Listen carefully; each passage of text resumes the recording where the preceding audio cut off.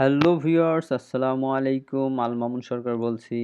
PSP object oriented programming design pattern and principal টিউটোরিয়ালে সকলকে স্বাগতম। আজকে লিসন 4। আজকে আমরা দিস কিওয়ার্ড নিয়ে আলোচনা করব। আমরা আসলে গত লিসনে কিন্তু দেখছি যে আমরা কিভাবে দিস কিওয়ার্ড দিয়ে আমরা প্রপার্টিগুলো অ্যাক্সেস করতে পারি। সো আজকে আমরা এই দিসটা নিয়ে আরেকটু জানবো, আসলে দিস কি কি কাজ করে সেটা নিয়ে দেখব। ওকে, আমি যদি এখানে ওপেন করি ওকে 04, আমরা গত লিসনে কিন্তু আমরা দেখছিলাম যে দিস দিয়ে আমরা নেমকে অ্যাক্সেস করতে পারি। দিস দিয়ে আমরা যে কোনো আমাদের ক্লাসের যে নেম আছে, যেমন ধরেন জাসমিন প্রপার্টিগুলো যেগুলো আছে এগুলোকে আমরা অ্যাক্সেস করতে পারি। শুধু প্রপার্টি নয়, আর আমরা আরও অনেক কিছু অ্যাক্সেস করতে পারবো। আমরা মেথডগুলোকেও অ্যাক্সেস করতে পারবো। তো আজকে একটু দিস নিয়ে দেখি। সো ক্লাস নেম দিলাম স্টুডেন্ট। এখানে প্রপার্টি দিলাম পাবলিক নেম, পাবলিক রোল। আচ্ছা, দুইটাই থাকে, সমস্যা নেই। সো এখানে আমি দিলাম একটা ফাংশন নাম লিখলাম ফাংশন গেট নেম। এটা রিটার্ন করবে দিস নেম। অবশ্যই যেহেতু নেম, এটা অবশ্যই এটা ডেটা টাইপ হবে কি স্ট্রিং। সো এই ডেটা টাইপ, রিটার্ন টাইপ এগুলো অবশ্যই দেওয়ার ট্রাই করবেন, যেহেতু লেটেস্ট পিএসপি 8-এ এগুলো চলে আসতেছে, এবং পিএসপি 8-এ কিন্তু আমরা চাইলে এখানেও রান করতে পারবো, স্ট্রিং দিতে পারবো। স্ট্রিং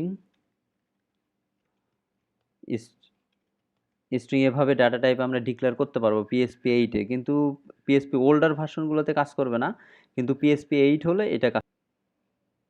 সো আমি আপাতত দিচ্ছি না, যেহেতু লেটেস্ট পিএসপিতে ছাড়া 7-এ সাপোর্ট করবে না। সো আমি রিটার্ন টাইপ দিয়ে দেই। ওকে, সো আমি দিয়ে দিলাম গেট নেম। সো আমি আরেকটা ফাংশন দিলাম এটা আরেকটা ফাংশন দিলাম সরি, ফাংশন নেম দিলাম গেট রোল।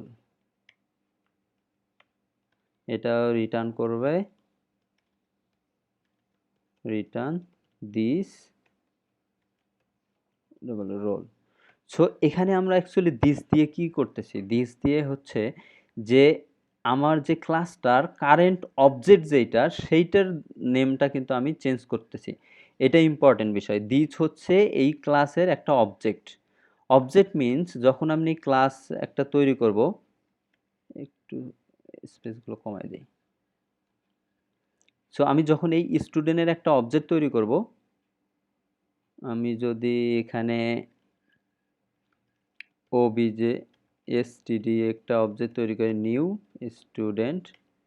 ওকে, এভাবে অবজেক্ট তৈরি করতে পারি। আমি দিলাম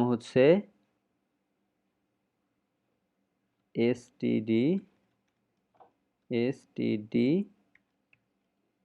নেম ইকুয়াল জন।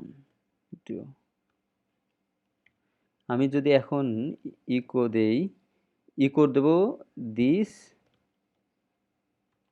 গেট নেম ফাংশনটা যদি আমি ইকো দেই, তাহলে কি হবে, আমি জন্দ নামটা প্রিন্ট পাবো, দেখতে পাবো। আমি যদি 4 রিটার্ন দেই, ফ্যাটাল ইরো আনকট, সরি দিস হবে না, এই জায়গায় এসটিডি হবে actually.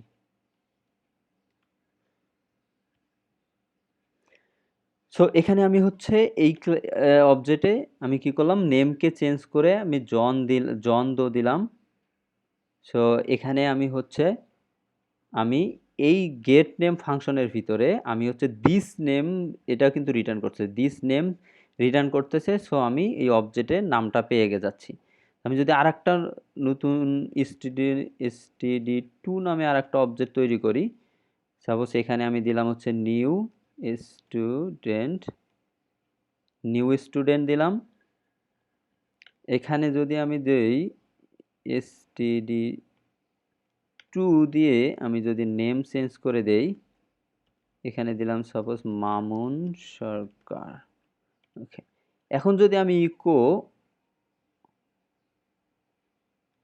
std2 dot get name ফাংশনটা কল করি, এটা হচ্ছে এই জায়গায় আমি একটা লাইন ব্রেক দিয়ে দিই।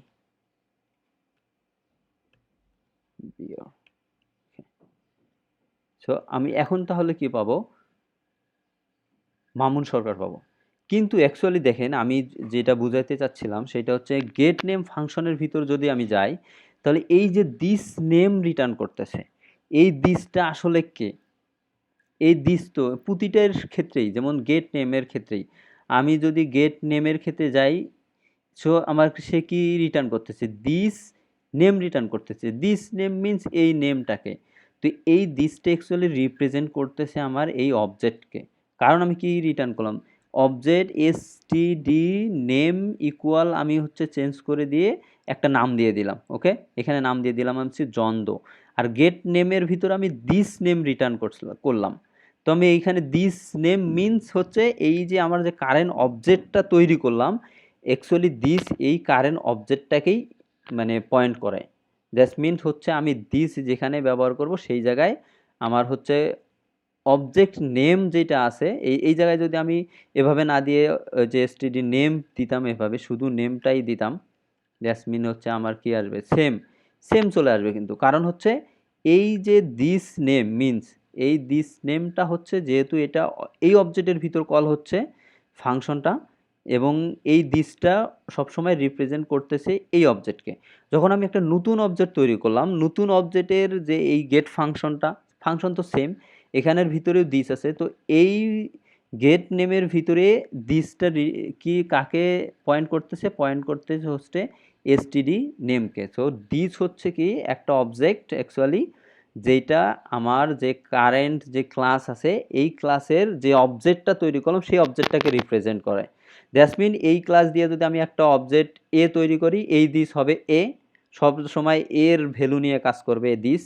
তারপরে যদি আমি অবজেক্ট তৈরি করি বি, বির ভ্যালু নিয়ে কাজ করবে। যেমন আমরা std তৈরি করছি এই স্টুডেন্ট ক্লাসে, সো এই স্টুডেন্ট ক্লাসের ভিতরে যে দিস আছে, এই দিস মিন্স এই std নিয়ে কাজ করবে। মানে মিন্স stdর ভিতরে আমি যা চেঞ্জ করব, আমি এই দিস দিয়ে যেখানেই দিস ব্যবহার করি সেই চেঞ্জড ভ্যালুটা পাবো। দ্যাটস মিন এই অবজেক্টটাকে আমি পাচ্ছি। আমি যখন দিসকে আবার নতুন একটা ভেরিয়েবলে, আমি এভাবেও ভেরিয়েবল মানে অবজেক্ট তৈরি করতে পারি। সো আর একটা নতুন অবজেক্টের নিচ্ছি, তখন হচ্ছে দিস রিটার্ন করতেছে ওই নতুন অবজেক্টটাকে, দিসটা পয়েন্ট করতেছে। দ্যাটস মিন আমরা দিস দিয়ে কি করব? আমাদের যে ক্লাসের কারেন্ট প্রপার্টি এবং মেথডগুলোকেও আমরা হচ্ছে অ্যাক্সেস করতে পারি। সো এখানে আমরা কি করলাম?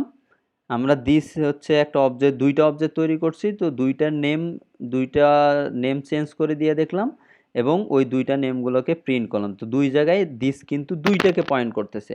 তো প্রথম এই অবজেক্টে পয়েন্ট করতেছে এই অবজেক্টকে, এই অবজেক্টে পয়েন্ট করতেছে এই অবজেক্টকে। তো দিস মিন্স হচ্ছে আমরা যে অবজেক্টটা তৈরি করি সেই অবজেক্টটাকে পয়েন্ট করে। আমি যদি এখন একটা ফাংশন ব্যবহার করি, এটা হচ্ছে রোল যেহেতু হবে ইন্টিজার। ওকে, এটা ইন্টিজার রিটার্ন করবে। সো আমি একটা ফাংশন দিলাম, ফাংশন ডিসপ্লে, এটা হচ্ছে কিছু রিটার্ন করবে না। তো এর রিটার্ন টাইপ ভয়েড। এগুলো কিন্তু না দিলেও হয়, রিটার্ন টাইপ, প্যারামিটার টাইপ, এগুলো না দিলেও হয়, তারপর কিন্তু দেয়া বেটার, যেহেতু এইগুলো দেওয়ার কারণে কিন্তু পিএইচপির স্পিড অনেক বেড়ে যাবে। সো আমি যদি এখানে দেই ইকো নেম ইজ, তারপরে ডট এখানে দিস দিয়ে গেট নেম প্রিন্ট করলাম। ওকে, তারপরে একটু লাইন ব্রেক দিয়ে দেই একটা, সরি বিয়ার। ওকে, আমি এটাকে ডুপ্লিকেট করলাম। এখানে হচ্ছে roll is get roll. So roll is get roll. এখন যদি এই জায়গায় আমি ইকো করলাম, এখানে আমি std দিয়ে ডিসপ্লে ফাংশনটা কল করে দেই, তাহলে হচ্ছে আমার কি পাবো? get must be type of integer.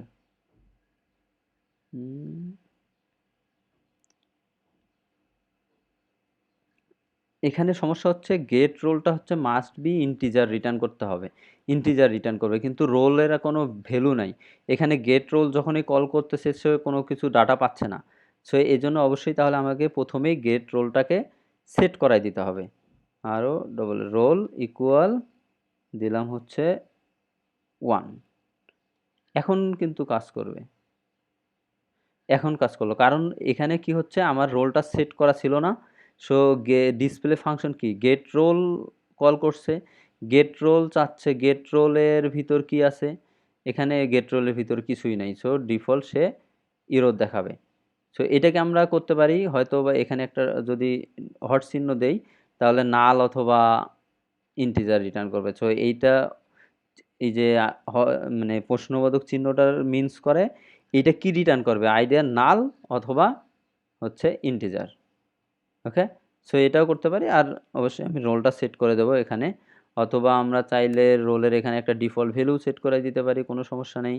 তারপরে এখানে যদি আমি std2 দিয়ে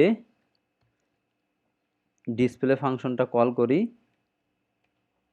এই জায়গায় কিন্তু আমার কি আসতেছে, আচ্ছা সরি, এই যে নেমটা প্রিন্ট করছিলাম, এই যে ইকো গেট নেম, এইটার পরে আসলে কোনো লাইন ব্রেক দেওয়া হয়নি। সো এই জন্যই সেম লাইনে আসতেছে।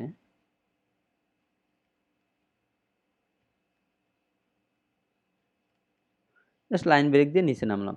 তো প্রথমে আমরা জন দো প্রিন্ট করলাম এই লাইনের জন্য, এই যে গেট নেম প্রিন্ট হলো। তারপরে ডিসপ্লে ফাংশনের জন্য এই যে ক্লাসের ডিসপ্লে আমার অবজেক্ট রিটার্ন করতেছে, ডিসপ্লে রিটার্ন করতেছে, নাম হচ্ছে জন দো এবং রোল 1 তে আছে।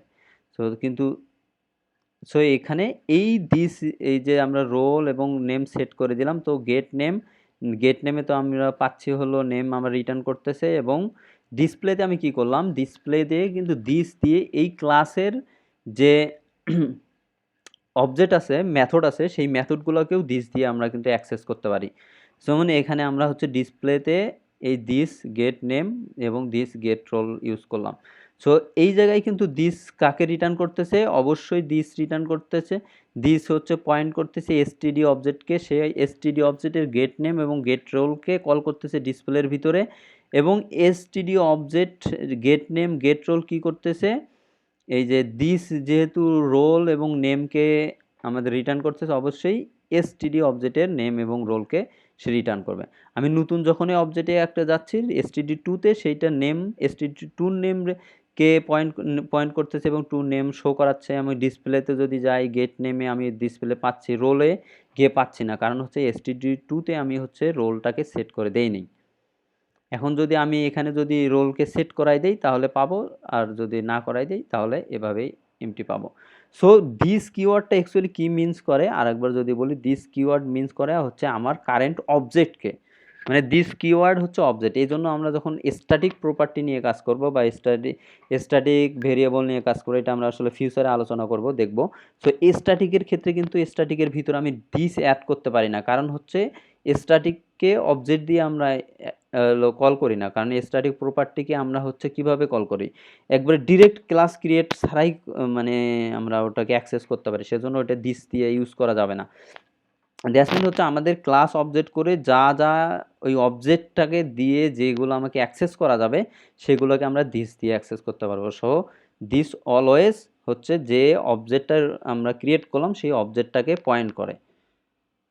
সো আজকে এ পর্যন্তই। আশা করি দিস কিওয়ার্ড কি কেন ব্যবহার করতে হয় বুঝতে পারছেন। তারপরেও যদি কোনো সমস্যা থাকে অবশ্যই গ্রুপে পোস্ট করবেন, কোশ্চেন করবেন, অথবা কমেন্ট বক্সে কমেন্ট করুন, আমি যথাসাধ্য চেষ্টা করব অ্যান্সার দেওয়ার জন্য।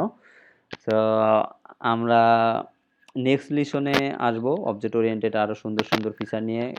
আমাদের এই কোর্সটা চলতেই থাকবে। অবজেক্ট ওরিয়েন্টেশন দেখব, তারপরে অবজেক্ট ওরিয়েন্টেশনের অ্যাকচুয়ালি প্রপার ইউজ কেসটা, এখন তো আমরা জাস্ট শুধু বেসিক ইউজগুলো দেখতেছি, বিভিন্ন অবজেক্ট ওরিয়েন্টেডের যে ফিচারের যে বিষয়গুলো আছে পিএইচপিতে কীভাবে অবজেক্ট ওরিয়েন্টেড অ্যাচিভ করা যায় এগুলো দেখতেছি। তারপরে আমরা ফাইনালি এইটা বেসিকগুলো দেখার পরে আমরা হচ্ছে রিয়েল ওয়ার্ল্ড বা আমরা অ্যাপ্লিকেশনে আসলে অবজেক্ট ওরিয়েন্টেডটা কেন দরকার সেগুলো নিয়ে আলোচনা করব। তো তারপরে ডিজাইন প্যাটার্ন এবং বিভিন্ন কোডিং প্রিন্সিপালগুলো নিয়ে আলোচনা করব। আশা করি ভালো লাগবে। সো ভালো থাকবেন সবাই। দেখা হবে আগামী লিসনে। Thank you for your like, comment, share and subscription. আল্লাহ হাফেজ।